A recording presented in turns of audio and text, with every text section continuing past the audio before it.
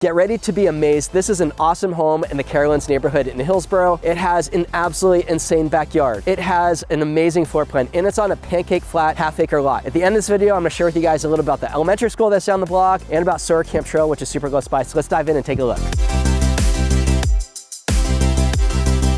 So this floor plan, I am super stoked to show you guys. This is basically lives like a one-level house, although there is a 1,100 square foot lower level, which we'll get to in a sec. We have this massive living area over here. But first, before we get into all that, I just wanna show you guys the bedrooms. And I think what's nice about this house is there's a whole wing over here where you have 3 bedrooms, you have a couple bathrooms. I love how you have these walls of glass that kind of go into the yard. So first over here, we can see we have 1 bedroom. This can likely be a kid's bedroom with a bathroom. Let's come over here and I want to show you the bathroom. And it's kind of nice how you have this 1 bathroom, which can be used by both of these bedrooms. So come over here and I just want to show you guys, this is the nice thing about being in Hillsborough. You just look out the window and you have a maple tree and you have an oak tree and it's super relaxing. I just love that. So I do like in this floor plan having 1 bathroom in between 2 bedrooms. Obviously in Hillsborough, you can kind of spend as much as you want. And if it is important that you have ensuite for every bedroom, you can absolutely get that at some higher price points. But I do think this is really nice. I'm gonna take you guys inside the primary bedroom now, just to give you a quick idea of what you can get here. Now, this is not what I would consider like a massive bedroom. You can get bedrooms 2 to 3 times this size in Hillsborough, but at this price point, I think this is very nice for what it is. And you can absolutely have a king size bed here. We have a sitting area over here, and then we have the primary bath. And again, you have a really nice view out here, and we're probably about 20 to 30 feet from the street. Just to give you an idea on the primary bath,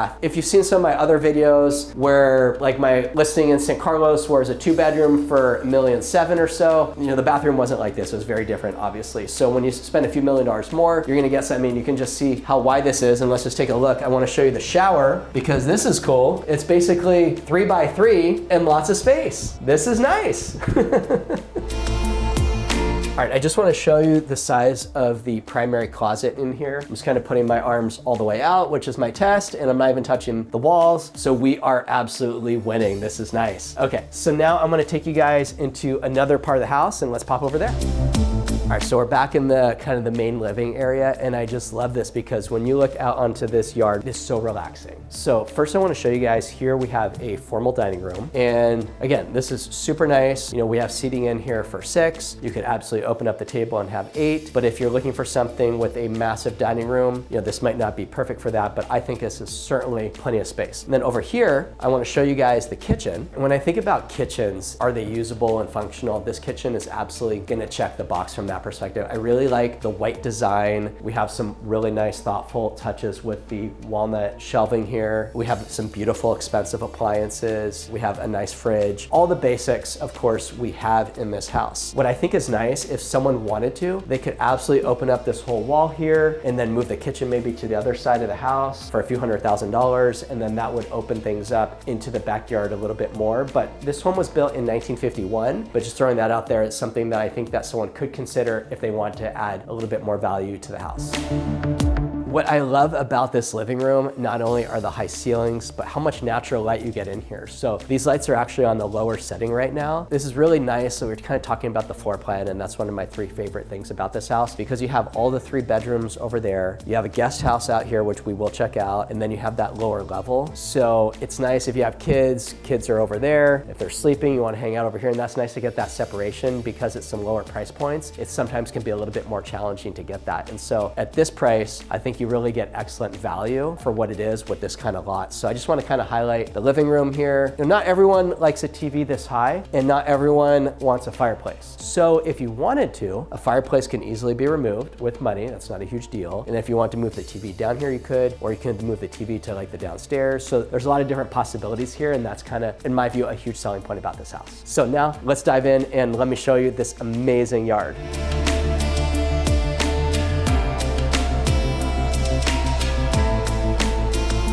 All right, So if you're wondering what does a half acre look like, this is a really good representation because we have the house here, we have the bedrooms over here, that's the primary bedroom all the way over there, and then you have the 2 kids' rooms right there. Living room, family room, kitchen are over there. But then if you look at this yard, this is massive. It is so deep. So the owners, my clients, bought this home about 4 years ago. And when they bought it, there was this killer outdoor kitchen, which I'm gonna show you guys in a sec. And there was a different pool that was here. My clients were really concerned about child safety and swimming, which is amazing that they were so focused on it. So they ended up putting in this really cool fence. And then they even put in an electronic pool cover that goes the whole length of the pool. And that's a nice thing about having a rectangular pool versus some pools that are a little bit older, they might have like some cool design, but then they're really hard to cover. You would just have like a bubble wrap type of thing on there. So I really like this, and it recesses, it's super clean. And if you kind of notice in Hillsborough, the other thing I like is you get a ton of privacy. So if you just look back here, you have a wall of hedges that is probably about 10 feet high, and you cannot see another house when you're looking that way. The home next door, you can kind of see a little bit because right now it's under construction. They're gonna be putting that up for sale in a few months, and then there's gonna be even more privacy over there. But I just wanna kind of highlight this. You have, where I'm saying now, is this massive grassy area. It's probably, if I had to guess, like 50 to 60 feet wide by maybe another 50 or 60 feet in length. So this is great if you're into playing soccer with your kids or throwing the Frisbee around. This is something that you can't really get in Burlingame or San Mateo unless you're on just a massive lot there. In a big lot in Burlingame, I mean, most are gonna be about 5,000 to 6,000 square feet. A big lot might be 7,500 to 10,000, which are super rare. If you wanna be in San Mateo Park, most of those lot sizes are gonna be about 8,000 to 10,000 square feet for a bigger house. You could even go spend $8 million in San Mateo Park and you're not getting a half acre that you will be getting here in Hillsborough at this price point. So that's another really nice selling feature kind of about the Carolands neighborhood. Now I wanna show you guys over here, the nice thing about these size yards is you can have so many different areas for entertaining. So obviously we have a play structure here, but you could remove this, you could put a spa here. If you're into a cold plunge, you could put that in. You could do a really nice garden, and there's tons of space where you could be putting out, dozens of pounds of produce probably every month just because of the really good light exposure that you're getting. Even if you see the hedge behind me here, it's just as high as this hedge. And then you can see trees like oak trees all the way back over there on the other neighbor's property. But I'm not even seeing any other structures when I look around. So when you pay the big bucks in Hillsborough, you're really buying privacy. So let's pop over here. I want to show you guys the outdoor kitchen. This is unreal. I mean, you have this travertine tile down here. You have a beautiful trellis up here with some nice plants that are growing. And then you have some shades. If it's a super hot day, you can kind of pull those a little bit more taut, and that's going to completely block out the sun. So I think that's a really nice feature. And then we have a really cool fireplace over here. You can see kind of the chimney at the top. I love this brickwork and the color here and the design. We have a built-in barbecue over here. We have another grill, a lot of built-in cabinetry here. And kind of the fun thing in Hillsborough, depending on your perspective, when you get this much land, you get leaves everywhere. So we have some leaves here, not a big deal, but if you are gonna buy in Hillsborough and write the big check, just know that these homes do come with a little bit more maintenance and upkeep than other properties. So for example, maintaining the pool is a couple $100 a month. Property like this, the water bill ranges from about $200 up to about $1,000 a month. Landscaping costs could be $400, $500, $600 a month. So, and then PG&E, depending on the month, it could be ranging anywhere from $500 to $1,000. So if you want to buy a 2 or 3 bedroom house, you're obviously going to be spending a lot less from a monthly perspective than you will on a massive home like this. Now, if you're into outdoor dining, this is really nice because you can sit at the table over here. At night, you have a built-in fire pit, natural gas is already plumbed to it, and then of course there's some heat lamps here, but I just think this is a really special yard. Just to give you some context, if you're looking for something that's a flat half acre, you're gonna be starting at probably at around 4 to 4.5 million up in the Carolands neighborhood, but that's gonna be for a home that needs a ton of work. If you're looking for something that's in condition like this, that's gonna probably be $5.5 to $6 million. If you're looking for something with much more square footage or completely renovated, like 2024 remodel, that's gonna be going like $7 to $10 million. All right, so this is the guest house, and this is about 350 square feet. So come on in, I wanna show you guys this. This has a lot of different use cases. So right now it is set up with a Murphy bed. So obviously if you wanna use it as an in-law or au pair or family member or just as a work from home space, I think it's pretty awesome. We have a built-in desk over here. Ceiling height, again, is totally fine. And then I wanna show you over here, the bathroom. So for 350 square feet for a guest house, like this is fantastic. So you have a sauna here, you can get out of the pool, pool, get your steam or sauna on. We've got a awesome shower here, and there's another door here. So if you're just using this as a pool house, then no one would need to go into the guest house directly. So I think this is a huge selling point. This is not technically an ADU. An ADU is an accessory dwelling unit, which has a kitchen. And those have become super popular after January 2020 when California legalized that. Hillsborough has allowed that to happen for a while, but they're encouraging more and more people to do ADUs to kind of comply with the state housing mandates. So we're seeing tons of ADUs pop up, not just in Hillsborough, but throughout the peninsula, and that's something I'm very excited about. Now, this is a really cool, surprising feature about this house. I'm gonna take you downstairs and show you 1,100 square feet. This is fantastic. So this is really rare, even for Hillsborough, to have this much square footage down here. So we have this massive living space, and most people would just give anything to have this kind of space underneath their house. We even have windows up here letting in a lot of natural light, because sometimes, you know, these spaces might not feel as open, but I really like that we have that. There's infinite ways that you can use this space. So you could put a piano down here. You could put a massive TV, and this is where you watch the NFL on Sundays or college game day on Saturdays. You could put video gaming system, but I do think having the sofa here is a good use of the space. If you're into poker, this is a great game table here. My grandfather actually was a World Series of Poker champion in 1997. Kind of fun. He played in a dozen World Series of Pokers. My grandmother did not like that my grandfather gambled, but she did like to shop. So I guess that, you know, everything did work out there. But anyways, let's take a look over here. You have a little kitchenette here, which is fantastic. We have a hood. You could put a hot plate if you wanted. You have a nice countertop. We have some good storage. There's a fridge over here. And let me show you over here. This is actually a bedroom. There's a lot of uses again for this. This could be for an au pair. This could be for a nanny. This could be for family visiting. For ingress and egress, you do have a stairwell that just kind of pops up over there, again for safety. So that's a nice feature. There's some really good closet space on the side. And then I want to show you guys over here, the laundry room. I know this is a big deal, but it's worth mentioning, not everyone has a room where they can do laundry. Sometimes they're just stashed in closets. So to have actual full-size washer and dryer, I mean, of course you might be watching and say, of course it's Hillsborough. Of course you should have a laundry room, but it is worth acknowledging because I think there's a massive amount of space here that people can really find a lot of value in. Oh, and I just want to show you guys the bathroom here, which again, is nice to have a full bathroom on the lower level here, which is great. You might be wondering, why is this dude in this like random room down here? But I think it is worth mentioning because my goal is just to educate you about what you can get in different houses. And so we have a radiant heating system, which is amazing. So the whole house is powered by radiant heat. So there's a hot water heater, which acts as a boiler, heats up the water. It goes through these copper pipes into all the different rooms. And radiant heat is actually, in my opinion, the best type of heat because you're not with a conventional forced air furnace, you're blowing air around the house. There could be dust involved, and this is just really clean. Something that my wife and I actually put in our house, and it was not inexpensive, but I'm so happy that we did, and that is a nice bonus that you have this here. We just replaced this a couple weeks ago. Cost was about $7,000 or $8,000 for a new one, in case you're wondering. And then we have the hot water heater for the house. It is possible to get one of these that acts as both the hot water heater for the whole house and for the radiant heat, but these are both separate. All right, so the nice thing about Hillsborough from a garage perspective is you're pretty much gonna be getting a 2 or 3 car garage. So this is a 2-car garage. My clients actually bought the home in peak COVID, and one of them was working from home, and so they ended up just putting in this like very simple wall here. This could easily be removed, and then setting up a desk here, and it was just really nice, good view and all that. So I just wanna come show you guys kind of what that looks like here, and we have a little desk. Obviously, this might not be for everyone, but I do think this was a good use of space. This garage was not in great shape when they bought the house, so they actually spent about $100 grand in the garage, adding in insulation, drywall, the window, epoxying the floor, cabinetry, lighting. So nothing in this, you could say, sexy at all, but they handled the business and they got it done, and that's just about kind of what it cost in the garage.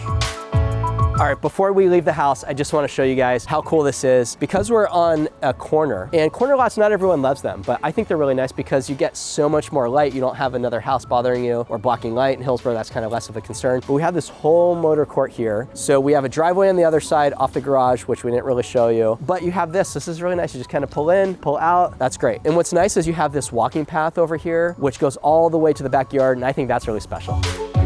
We are on our way right now over to West Hillsborough Elementary School, which is only a couple walks away, but hey, we're driving. That gives me a good opportunity to tell you guys a little bit about who lives in Hillsborough. What are the type of people who live here? Everyone here is pretty normal. I mean, it's obviously a very expensive place to live. In order to be buying a home at these price points of $4 to $10 million or more, obviously it's very expensive. However, from my experience and representing lots of people buying and selling in these areas, you see people who work hard, and you see people from all professional backgrounds, and it's just something that I think for people who value top-ranked education, who value privacy, larger homes, you're not really gonna check the box if you're like, hey, I wanna live in a community where I really know all the neighbors, right? Burlingame would probably be a better fit if you're like, hey, I wanna be in my backyard. If I'm playing catch with my kids and the ball goes into the backyard of my neighbor, I want my kid to go next door and knock and just go into the yard and grab it. Like, Hillsborough will not check the box from that perspective. But for everything else, Hillsborough is really at the top of a lot of people's list because the community is so strong, the education system is very strong, and you have a lot of flexibility in terms of the type of real estate you can get. And what's interesting is in the $3 to $8 million price point, there's significant overlap between Burlingame and Hillsborough. You can spend the same amount of money in both towns. Burlingame, you can spend less than $3 million, and there's plenty of opportunities there, but many people aren't aware that there's so much similarity and overlap in those prices. And actually what's interesting, in 2018, price per square foot in Burlingame surpassed the average price per square foot in Hillsborough. So I think it's not surprising. You know, many people want to be flat and walking distance to downtown. However, if you are looking in Hillsborough and you can afford the higher price points, you are going to get much better value because you're just going to get a lot more land. And if that's something you value, Hillsborough is going to be a good fit. I've represented many folks who have lived in Burlingame and then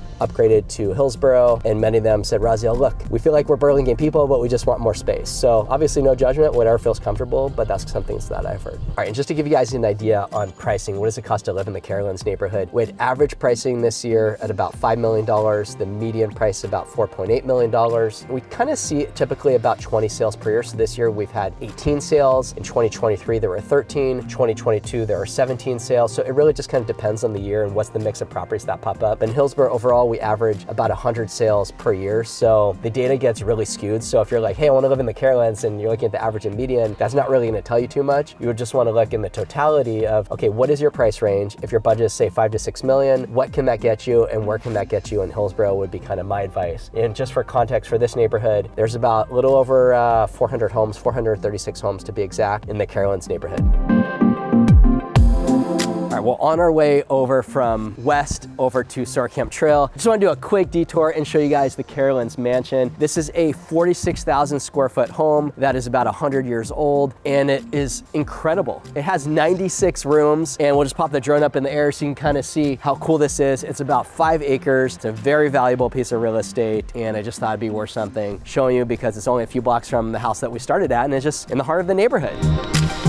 People who live in Hillsborough who have kids, they really value the education. And we're here at West. Hillsborough has 3 public elementary schools, West, North, and South. There's no East. And of course, there's a couple of private schools too. But West has 349 students, so it's a very small school, which is nice. And there's 41 educators. So from a staff to student ratio of about 10 to 1, that's really amazing. You couldn't really ask for a lower ratio. And that's something that, of course, you pay a lot of money in purchasing real estate in Hillsborough, but you do see that from an education perspective. Hillsborough takes it very seriously. From a funding perspective, Hillsborough gets about $15,000 per student per year from the state, which is the highest, I believe, in the North Peninsula. And then what's really nice is there's also the Hillsborough Schools Foundation, HSF, and they raise several $1 million a year too, which goes towards providing a bunch of other services in the schools. So from a public school education standpoint, Hillsborough is extremely well resourced from that perspective.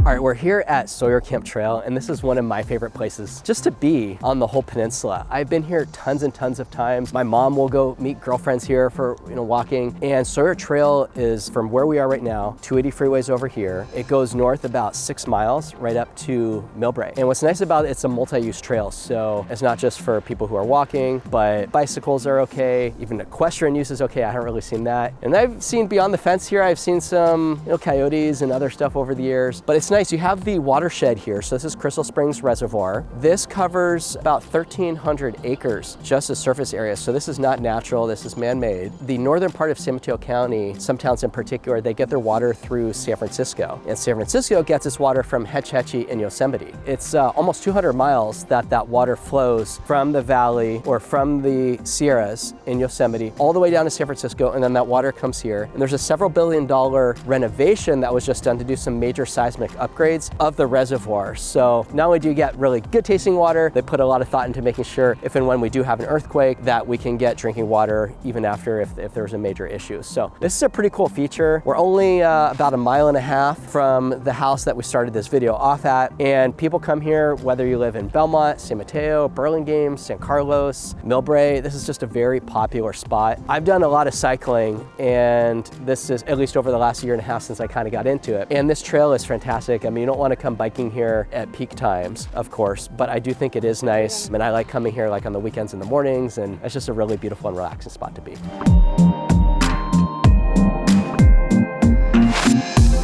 If you're thinking about making a move to Hillsborough, you might also be considering Burlingame. So check out this video where I do a deep dive in comparing and contrasting the differences between Burlingame and Hillsborough. If you're thinking about making a move within San Mateo County or to San Mateo County or to Hillsborough or any of these towns that I cover, I'd love to be your Peninsula real estate resource of choice. So please shoot me an email, give me a call, and I'll see you guys in the next video.